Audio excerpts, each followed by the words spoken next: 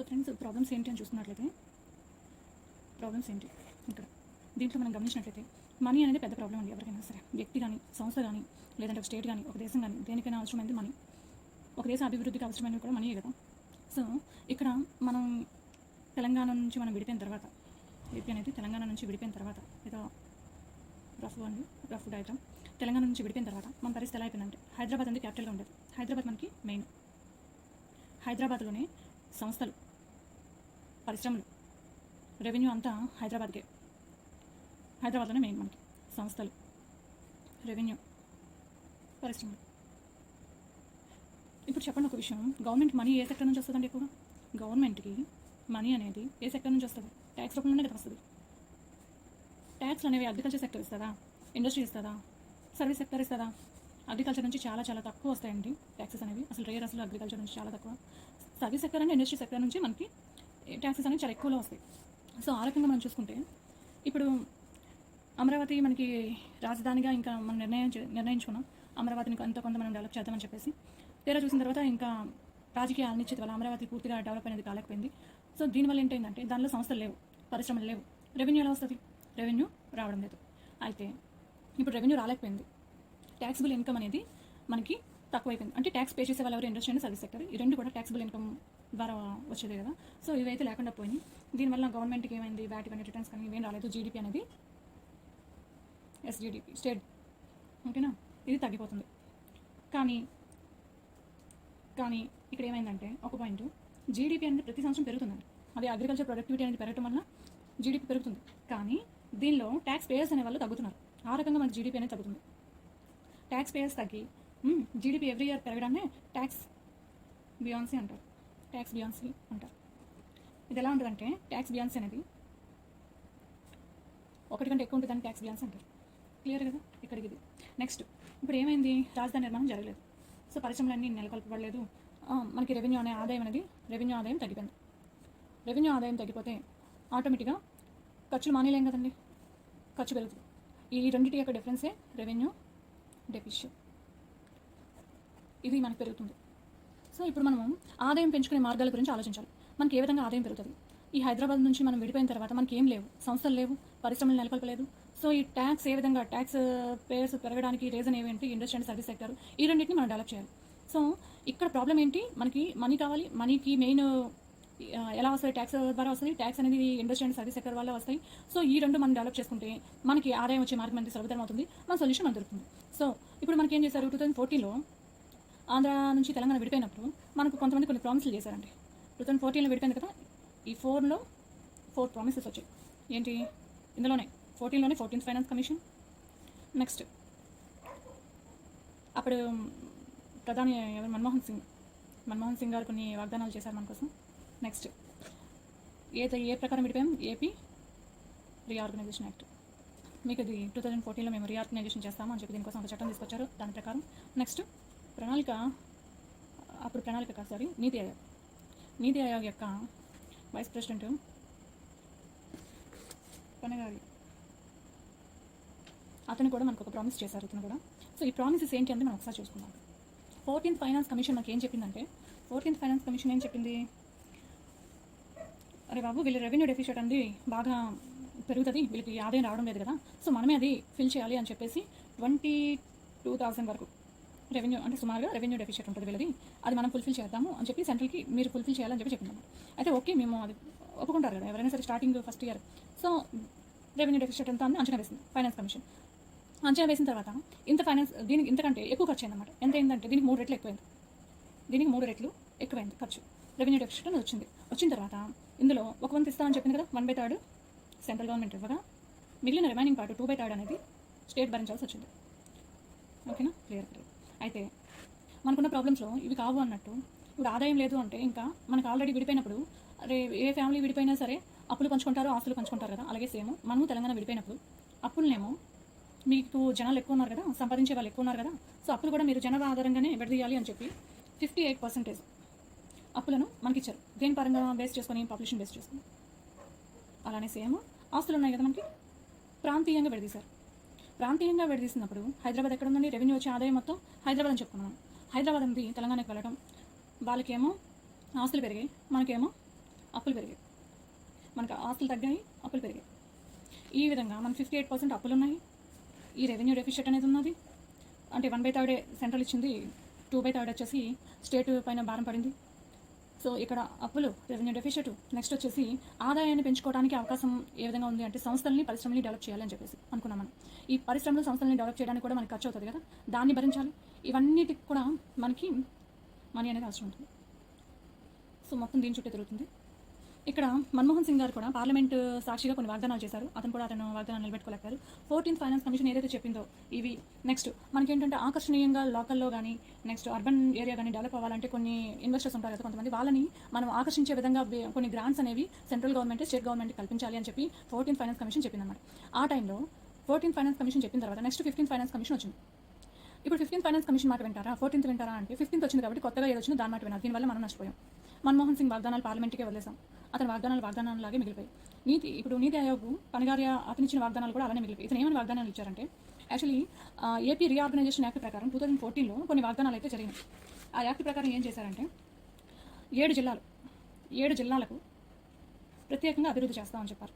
ప్రత్యేకంగా అభివృద్ధి చేయాలి అని చెప్పి ఈ 7 జిల్లాలకి ఒక్కో జిల్లాకి 50 కోట్లు చెప్పిన మొత్తం ఎన్ని 7 జిల్లాలకి 7/50 350 కోట్లు ఇవ్వాలని చెప్పి ఏపీ బైఫర్కేషన్ యాక్ట్ ప్రకారం సెక్షన్ 46, 2 and 3లో పేర్కోవడం జరిగింది.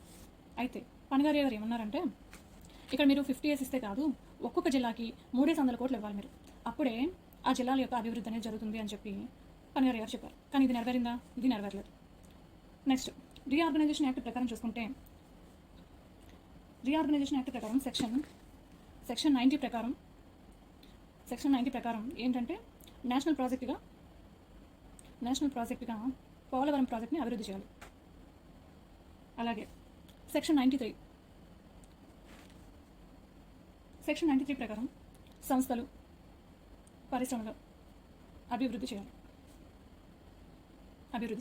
అయితే దీంట్లో ఏంటంటే మనకి షెడ్యూల్ 13లో వీళ్ళు మనకి 7 ఇన్ఫ్రాస్ట్రక్చర్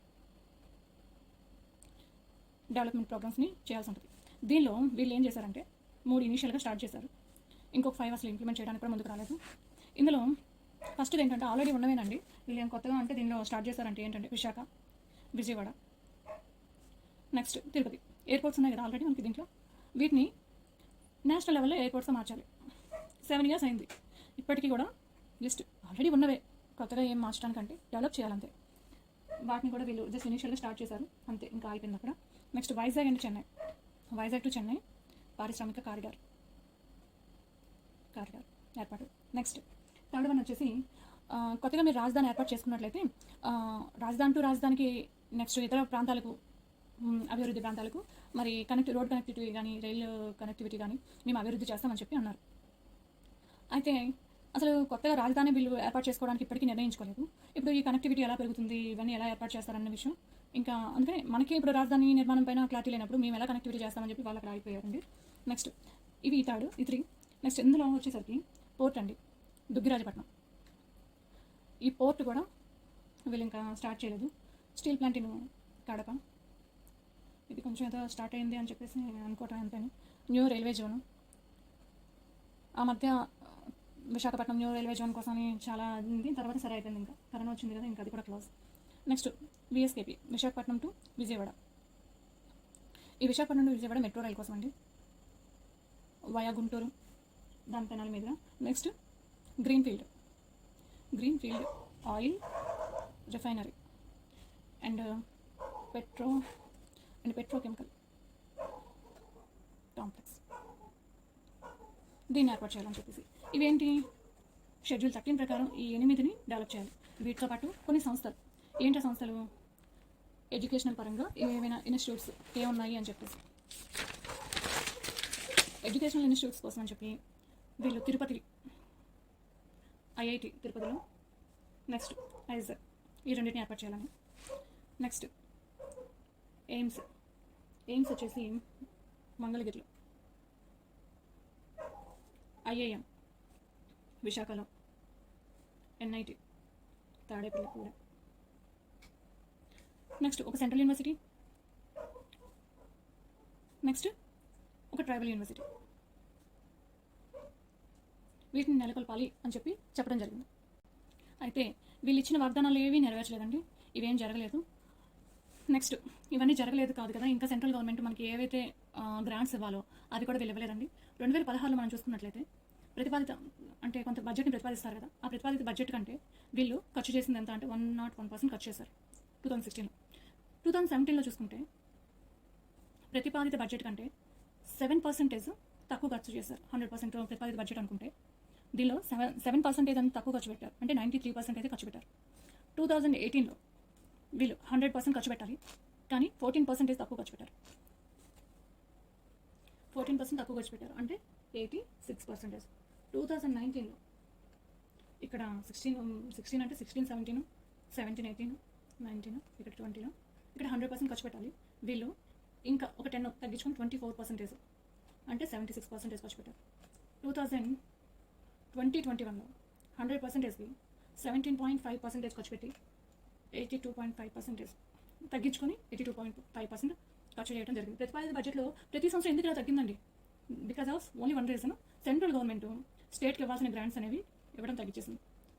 ఎప్పుడైతే ఇలా తగ్గిందో ఇంకా స్టేట్ అనేది తన ప్రతిపాదిత బడ్జెట్లో తగ్గించుకోవాల్సి వచ్చింది. ఈ విధంగా మనం ఏంటి, బడ్జెట్ని ప్రవేశపెట్టినప్పటికీ మనం చేయాల్సిన పనులు చేయలేకపోయాం, సెంట్రల్ మనకి ఇవ్వాల్సిన గ్రాంట్స్ ఇవ్వకపోవడం వల్ల. సో మనకి ఇన్ని ప్రాబ్లమ్స్ ఉన్నాయంటే అప్పులు ఉన్నాయి. నెక్స్ట్ సంస్థలు ఇన్ఫ్రాస్ట్రక్చర్ డెవలప్మెంట్ ప్రోగ్రామ్స్ ఇన్వెస్టర్స్ని ఆకట్టుకునేందుకు రాజధాని నిర్మాణం ఇప్పటివరకు జరగలేదు. నెక్స్ట్ వాళ్ళకి ఒక నమ్మకం కూడా మన ఇన్వెస్టర్స్కి కల్పించలేకపోవడం, ఇవన్నీ ప్రాబ్లమ్స్లో ఇప్పుడు బడ్జెట్ ప్రవేశపెట్టాం కదా. ఈ ప్రవేశపెట్టిన బడ్జెట్ ఏ రకంగా ప్రవేశపెట్టారు, ఎందుకు ప్రవేశపెట్టారు, రీజన్ ఏంటి, ఎందుకు అని చెప్పి మనకు ఒక ఐడియా వస్తుందండి. Next solutions. ఇప్పుడు సొల్యూషన్స్ కోసం మనం చూసుకుంటే సొల్యూషన్స్లో ఈ ప్రాబ్లమ్స్కి మనకున్న, ఇప్పుడు నేను ఒక రఫ్ డయాగ్రామ్ ఒకటి వేస్తాను. ఏపీ అనేది ఇక్కడ ఉంది అని చెప్పేసి చెప్పడానికి, ఇది తెలంగాణ వెళ్ళిపోయిన తర్వాత ఇప్పుడు ఏపీ అనేది భౌగోళికంగా ఏపీ యొక్క ఎక్కడ ఉందంటే తీర రకం కలిగి ఉంది. 972 కిలోమీటర్స్ తీర రకం కలిగి ఉంది. మనకి సొల్యూషన్స్లో దేనికి సొల్యూషన్ కోసం ఆలోచిస్తున్నాం, ఆదాయం ఏ విధంగా వస్తుంది మనకి. ఒకటి ట్యాక్స్ అనుకున్నాం, ట్యాక్స్ కోసం మనకి ఇండస్ట్రీ అండ్ సర్వీస్ సెక్టర్ అనేది డెవలప్ అవ్వాలని చెప్పి అనుకున్నాం. ఇది పక్కన పెడితే ఇంకా మనకి ఏ సోర్స్ ఉన్నాయి, మన యొక్క భౌగోళిక పరిస్థితి ఏంటి, మన రిసోర్స్ ఎలా ఉన్నాయి, మన స్టేట్లో రిసోర్సెస్ ఏంటి అంటే మనకు ఉన్నది ఒకటి తీర రేఖ. నెక్స్ట్ ఈ తీర రేఖను మనం ఏ విధంగా గోవాలాగా మనం టూరిజంని డెవలప్ చేసుకున్నట్లయితే, గోవా లెక్క టూరిజాన్ని డెవలప్ చేసుకుంటే దీని ద్వారా మనం ఎంతో కొంత ఆదాయాన్ని సంపాదించగలుగుతాం. నెక్స్ట్ గోవాలాగా టూరిజం. నెక్స్ట్ ఇదే టైంలో మత్స్యశాఖ దీన్ని డెవలప్ చేసుకొని ఎక్స్పోర్ట్స్ అనేవి పెంచుకున్నట్లయితే ఆ రకంగా కూడా మనకి ఆదాయం అనేది వస్తుంది. నెక్స్ట్ ఇక్కడ పోర్ట్స్ అండి, ఇంపోర్ట్ అండ్ ఎక్స్పోర్ట్ కోసం అని చెప్పి పోర్ట్ లేక చిన్న పెద్ద పోర్ట్లను అభివృద్ధి చేయడం. నెక్స్ట్ ఇలా అయిపోయింది కదా, ఇది ఈ ప్రాంతం. నెక్స్ట్ నదీ వ్యవస్థ కూడా మనకి బాగానే ఉంది, నదీ వ్యవస్థ. సో నదుల ద్వారా వచ్చే ఆ శాండ్ని సేల్ చేయడం వల్ల మనకి ఆదాయం పెరుగుతుంది. నెక్స్ట్ నదీ వ్యవస్థ అయిపోయింది, ఇంకా మైనింగ్ పాలసీని మనం తీసుకొచ్చుకుంటే ఆ రకంగా కూడా మనకి అమౌంట్ అనేది ఆదాయం అనేది వస్తుంది. నెక్స్ట్ ఇంకా ఏమున్నాయి ఆప్షన్స్ అంటే, కేజీ బేసిన్ దగ్గర సెంట్రల్తో మనం సెంట్రల్ని అంటే ఈ కేజీ బేసిన్ అభివృద్ధి చేసి దీని ద్వారా మనం షేర్ పొంది ఆ రకంగా కూడా మనం ఆదాయం పెంచుకోవచ్చు. ఇవన్నీ అమలు చేసుకుంటూ కేంద్రం మనకు కల్పించాల్సిన గ్రాంట్స్ కానీ ఇచ్చినట్లయితే మన రాష్ట్రం అనేది అభివృద్ధి బాటలో వెళ్తుంది. సో మనం ఇప్పుడు ప్రాబ్లమ్స్ చూసాము, సొల్యూషన్స్ చూసాము. నెక్స్ట్ ఇక్కడ మనం చూసుకున్నాం కదా, ప్రతిసారి కూడా మనకు తగ్గడం అనేది కూడా ఒక ప్రాబ్లమ్. సెంట్రల్ ఇవ్వాల్సిన అమౌంట్ కరెక్ట్గా ఇస్తే మనకి అది కూడా ప్రాబ్లం ఉండకపోయింది.